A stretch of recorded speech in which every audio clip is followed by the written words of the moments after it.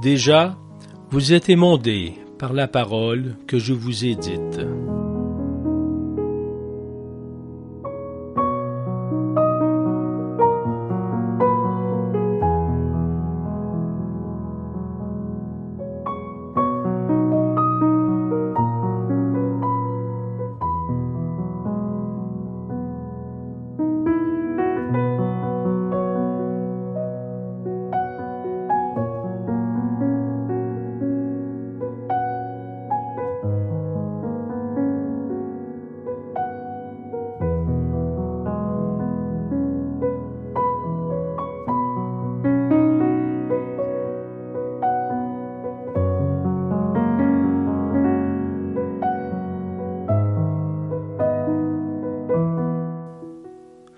Car il est comme le feu d'un fondeur, comme la lessive des blanchisseurs.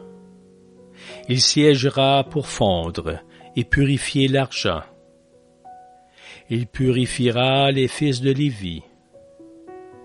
Il les affinera comme on affine l'or et l'argent.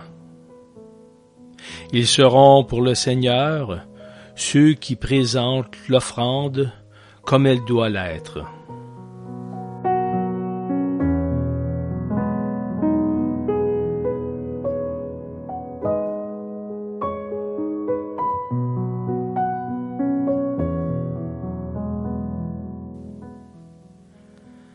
Sa parole devient au-dedans de moi comme un feu dévorant, prisonnier de mon corps. Je m'épuise à le contenir, mais n'y arrive pas.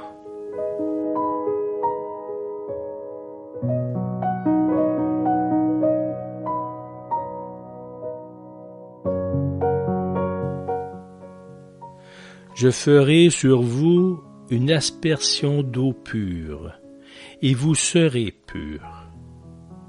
Je vous purifierai de toutes vos impuretés et de toutes vos idoles. Je vous donnerai un cœur neuf, et je mettrai en vous un esprit neuf. J'enlèverai de votre corps le cœur de pierre, et je vous donnerai un cœur de chair.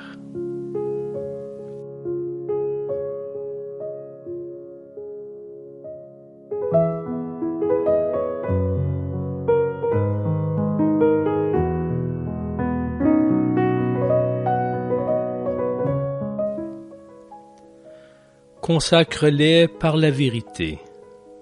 Ta parole est vérité.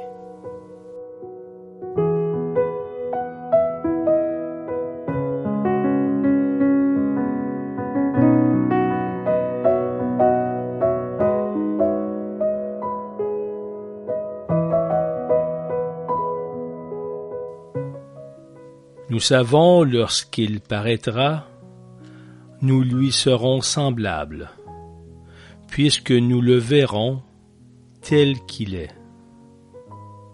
Et quiconque fonde sur lui une telle espérance se rend pur comme lui.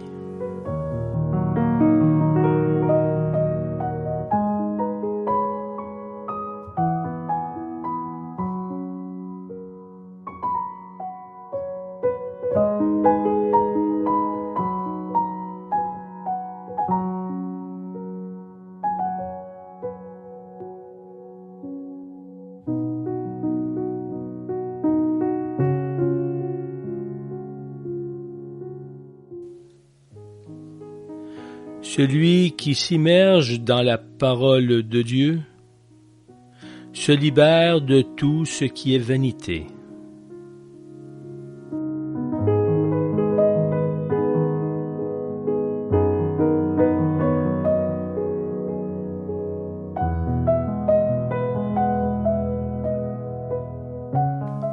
Le vin réchauffe le corps, mais la parole de Dieu réchauffe l'esprit.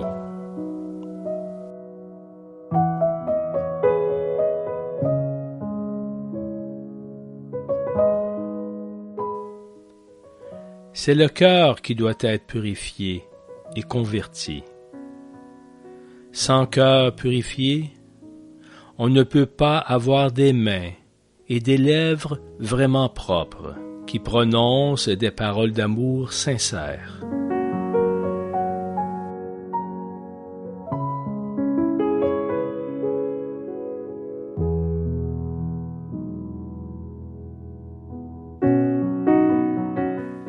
Nous sommes façonnés par nos pensées. Nous devenons ce que nous pensons. Car l'esprit est pur. La joie vient comme une ombre qui ne nous quitte plus jamais.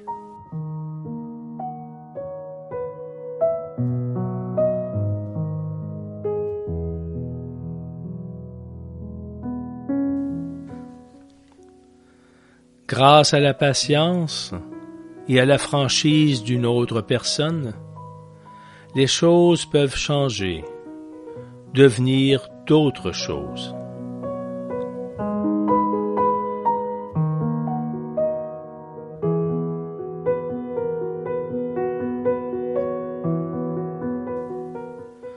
On pourrait affirmer que le Seigneur s'incarne en nous quand nous acceptons que sa parole vienne circuler dans notre esprit pour vivre en nous.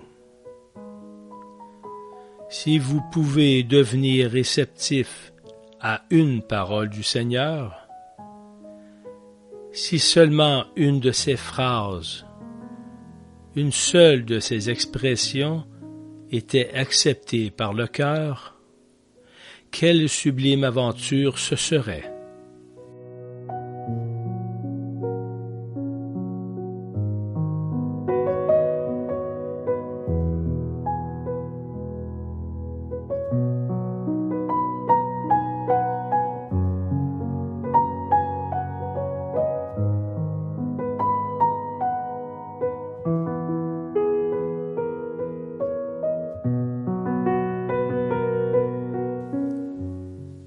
Il y a une dizaine d'années, la relation avec un de mes voisins s'est rompue.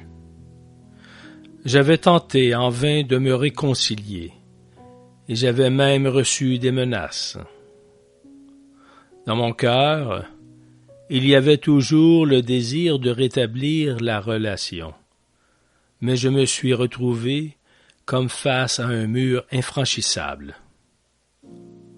Entre-temps, mon voisin avait déménagé, mais j'ai réussi à retrouver sa nouvelle adresse dans l'annuaire téléphonique.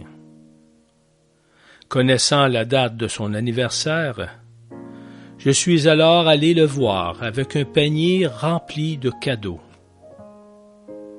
Lorsque je frappe à sa porte, je tremble un peu.